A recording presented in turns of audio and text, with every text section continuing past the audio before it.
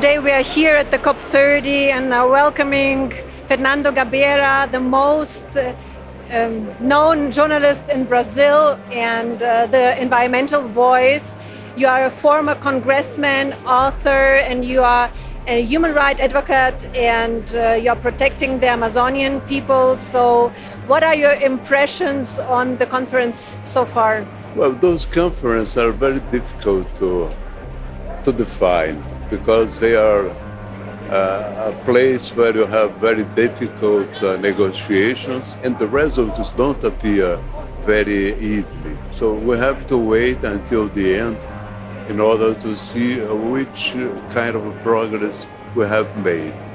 I think that by the fact that we're doing that in the Amazon, we got some advancements in the forest defense. We built a fund in order to finance all the protection of the tropical forests, not only here in the Amazon, but in Congo and Indonesia as well. How do you observe the progression of the natural disasters in Brazil in the last years? We still have many natural disasters, and some of the most important disasters happen in the mining field. And today, especially today, we had a decision of the British justice condemning a Brazilian enterprise that was responsible for a big disaster in the state of Minas Gerais.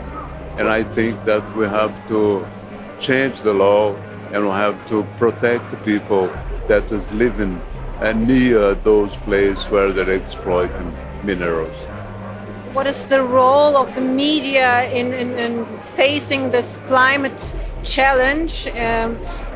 Because the progression of natural disasters is much faster than the policies are implemented.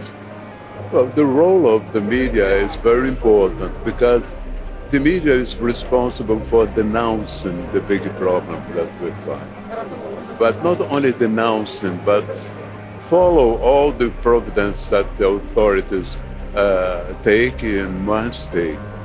I think that they have to interpret as well all the problems of them. And the media has to associate itself with science because today the media alone is not capable to define the situation of the environment.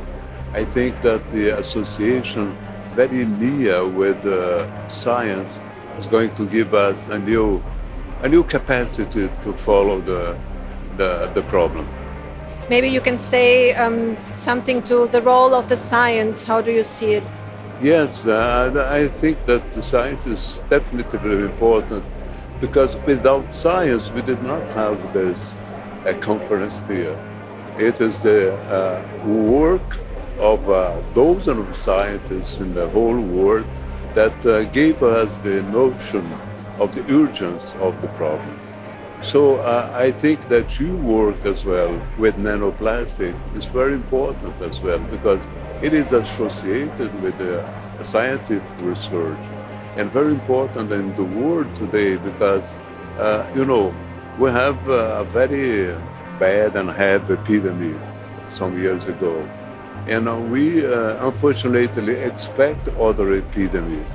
And these new epidemics, as the old one, tend to touch the lungs.